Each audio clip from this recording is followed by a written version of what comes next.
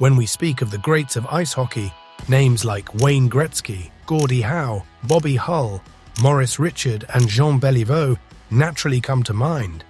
These legends deserve all due respect for their monumental contributions to the sport. But one player stands above the rest, redefining what it means to be great on the ice. Bobby Orr. Not out. Bobby Orr. Behind the net to Sanderson. Orr! Bobby Orr! If you didn't watch and live through the Bobby Orr era of hockey, then you just will not ever understand how he transformed the game of hockey and why he was the GOAT of hockey. When Orr was about to break in, there were no such questions. When Orr was on the ice, the best offensive player, was on the ice, you were sure of two things. One, that the puck was coming out of your end, automatic. And then when it came out of your own zone, you knew there was going to be a chance on net because Orr was going to create it. the best defensive player, A defenseman's going to win the NHL scoring championship, they would look at you like you're out of your mind. I never knew a player before or since. and the best fighter. I don't think you ever stopped Bobby Orr. You contained Bobby Orr, but you never stopped him. He transformed the way defensemen were used and looked at as a weapon. He was putting up points that were unheard of for his position and his time. Players were afraid to mix it up with him because he would beat their asses. I was a decent skater, so I was up the ice all the time. Then I'd be back, and I'd be up, I'd be back. How many times were the best offensive and defensive players in the league were the same person? Once, Bobby Orr. Had Orr been playing during the time of arthroscopic knee surgery, there is zero doubt he would be the GOAT in hockey. At his peak, Bobby Orr was unparalleled. The gap between him and other players was so vast, it seemed the NHL couldn't challenge him enough. His dominance was such that it's a pity there wasn't a higher league for him to conquer. But what if I told you that this is not the same Bobby Orr we remember? The legendary player who changed the face of hockey forever had another side, another story that shaped his unparalleled legacy. Bobby Orr, the Bruins revival. Orr had an outstanding junior career, and the Bruins had high expectations for the 18-year-old when he joined them in 1966, as they hadn't qualified for the Stanley Cup playoffs since 1959. Despite the Bruins struggling with various issues and finishing in last place in the final season of a six-team NHL, home attendance at Boston Garden increased by 41,000 that season as fans renewed their interest in the team.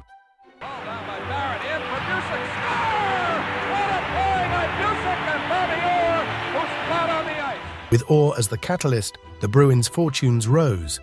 Orr mastered the art of winning after acquiring Esposito, and with Orr already on the team, the Bruins anticipated better times ahead, and they were right. Despite Orr being limited by injuries to 46 games in the 1967-68 season, he still managed to earn an All-Star berth and the first of his 8 James Norris Memorial Trophies as the league's top defenseman. He also finished 4th in the voting for the Hart Memorial Trophy, awarded to the regular season Most Valuable Player. In addition, the Bruins made it to the postseason for the first time in 9 years, restoring glory to Boston. In the 1968-69 season, Bobby Orr set a record for the most points by a defenseman with 64. The following season, he almost doubled that total by scoring 120 points. Orr made history by becoming the first defenseman to win a scoring title, a distinction that still stands today. During the same season, the Boston Bruins claimed their first Stanley Cup title since 1941.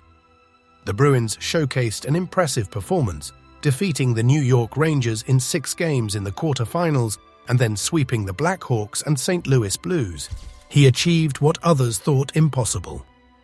Bobby Orr's achievements in the NHL are unparalleled for a defenseman. In the 1970-71 season, he broke the plus-minus record and became the first defenseman to dish out 100 assists in a single campaign. Orr's impact extended beyond this season. He was the inaugural defenseman to reach 30 goals, 1969-70, and 40 goals, 1974-75. His 9 regular season hat tricks stand as a record for defensemen, with an additional hat trick in the playoffs highlighting his versatility. Moreover, Orr holds the records for most assists, and points in a season for his position, cementing his status as one of the greatest defensemen in NHL history. He was the ultimate league leader.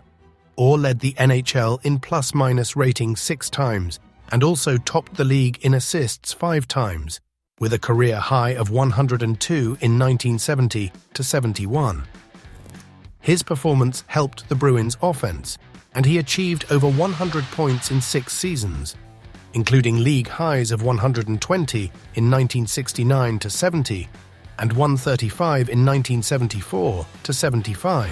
Orr in front, blocked. Orr gets it again. A shot, scores! Bobby Orr hits the corner and Boston leads 3-2. Despite numerous injuries, especially to his left knee, Orr managed to play a full season twice for the Bruins, completing 76 games in 1969 to 70 and 80 games in 1974 to 75. And it goes into Gilbert to Orr.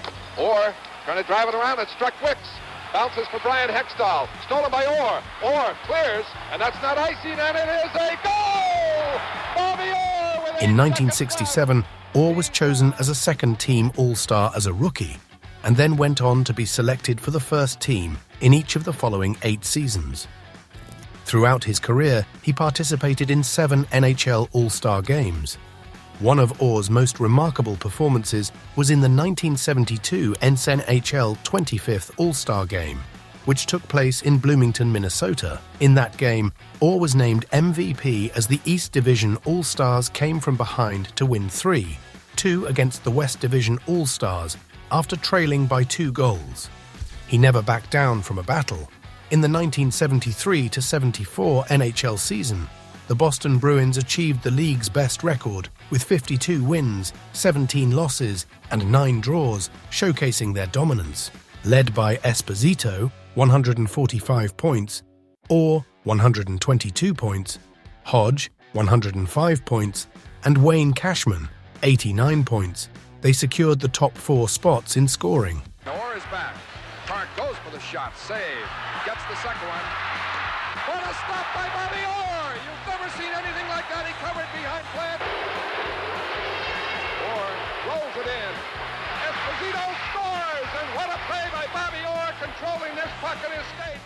Despite losing the Stanley Cup Finals to Philadelphia in 6 games, Orr's heroics stood out, notably scoring the winning goal in Game 1 and contributing 2 goals and an assist in Game 5. His efforts, despite the team's defeat, underscored his exceptional play and enduring legacy. Bobby Orr saved his finest moments for the grand finale. During the 1974-75 season, it was a series of lasts for Bobby Orr. It was his last full season as a player, his final complete season with the Bruins, and his last season playing with Phil Esposito. Despite the season ending in a first-round playoff loss to the Blackhawks, it was still a highly productive season for Orr. He achieved over 100 points for the 6th consecutive and final season. His 46 goals set a record for a defenseman until Paul Coffey scored 48 in 1985-86. Additionally, Orr received his last All-Star selection during this season. Even on one leg, Bobby Orr outplayed anyone else on 2. When you carry the puck in our game, you're going to be hit a lot. And I was hit a lot. Due to knee surgeries, Bobby Orr was only able to play 10 games in the 1975-76 season, leading to a frustrating period for him. He made his comeback in November 1975 after the Bruins had traded Phil Esposito to the New York Rangers. However, he was still dealing with his knee issues. After his rookie year, I don't think anyone ever really saw him as good as he could have been. And as dominating as he was, he did it all on one leg. In September 1976, despite his continued injury, Orr returned to the ice for the Canada Cup and played a pivotal role in leading Canada to victory. His outstanding performance, with 7 assists and 2 goals in 7 games, earned him the tournament MVP title. Darryl Sittler, Orr's teammate, praised his remarkable contribution, saying, "Bobby Orr was better on one leg than anybody else was on 2. Orr brought his magic to Chicago, leaving them spellbound."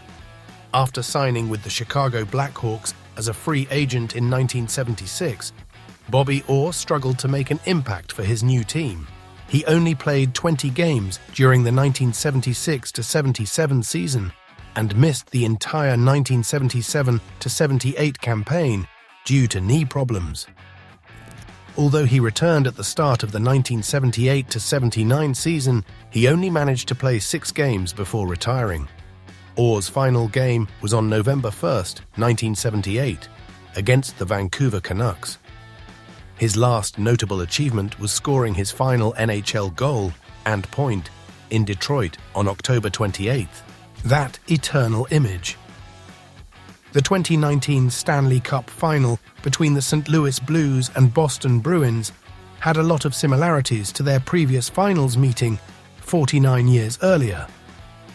In 1970, an iconic moment was captured when Bobby Orr scored the title-clinching overtime goal in the 4th and final game, resulting in him flying through the air. Behind the net, the Sanderson, Orr!